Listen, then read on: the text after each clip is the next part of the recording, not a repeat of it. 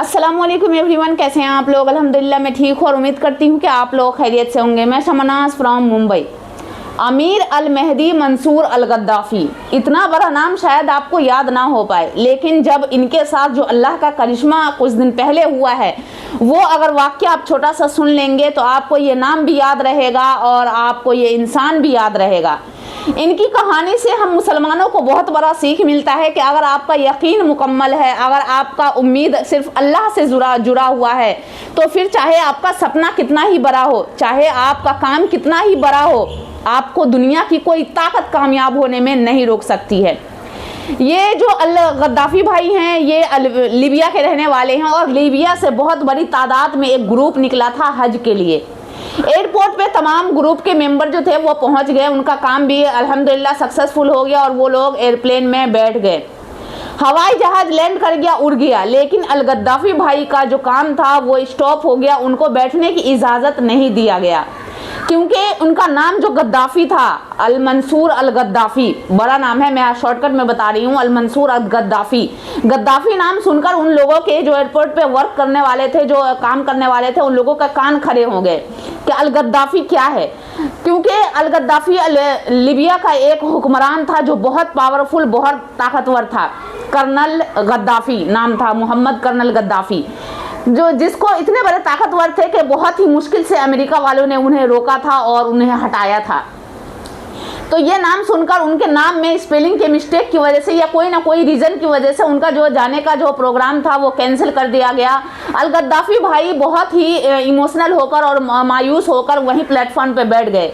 जब वहाँ के वर्करों ने और वहाँ के जो काम करने वाले थे उन लोगों ने उनसे पूछा कि अब फ्लाइट उड़ चुकी है, अब आपका जाना कैंसिल हो गया, आप वापस अपने घर लौट जाइए।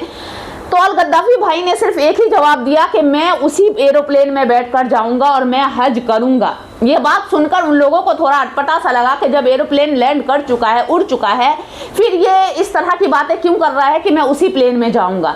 ये बात कहना ही था कि उधर से एक मैसेज आया, एक खबर आई कि एरोप्लेन में टेक्निकल इशू की वजह से वो वापस आ रही है। एरोप्लेन वापस आया, वापस लैंड किया और उसके बाद से फिर टेक्निकल इशू को, प्रॉब्लम को सॉल्व करने के बाद फिर से टेक ऑफ हो गई, यानी फिर से उड़ गया जहाज। लेकिन अल गद्दाफ़ी भाई वहीं बैठे रह गए, उनको जाने की फिर भी परमिशन नहीं मिली। लेकिन फिर भी अल गद्दाफ़ी भाई का यही कहना था कि मैं उसी जहाज़ में जाऊंगा। ये बात सुनकर वहाँ के लोग हंस भी रहे थे कि ये क्या बेवकूफ़ी वाली बातें कर रहा है, भला वो जहाज़ वापस इनको लेने क्यों आएगा। लेकिन फिर अचानक से 2-4 मिनट के फासले में फिर ऐसा खबर आया कि वो प्लेन में फिर टेक्निकल कोई इशू हो गया और वो एरोप्लेन फिर से लैंड कर रहा है। जब ये खबर जो प्लेन उड़ाने वाले थे, पायलट थे, वो उनको समझ में आ गया कि शायद जब तक मैं अल गद्दाफ़ी भाई को इस प्लेन में नहीं बैठाता तब तक मेरी जहाज़ उड़ने वाली नहीं है, कोई ना कोई प्रॉब्लम आती ही रहेगी। ये ज़रूर अल्लाह का बुलावा है जो अल्लाह उन्हें अपने घर में, अल्लाह अपने घर में हज के लिए बुलाना चाहता है। तो उसने यह बताया कि जब तक अल गद्दाफ़ी भाई को प्लेन में नहीं बैठाया जाए मैं ये प्लेन टेक ऑफ नहीं कर सकती, नहीं उड़ सकती और कामयाब नहीं हो सकती। ये खबर सुनकर अल गद्दाफ़ी भाई को जहाज में बैठाया गया और अल्हम्दुलिल्लाह वो जहाज के बाद उसमें कोई टेक्निकल इशू नहीं आई और वो अपने सफ़र पे कामयाब हुई और अल गद्दाफ़ी भाई ने अपना हज मुकम्मल किया।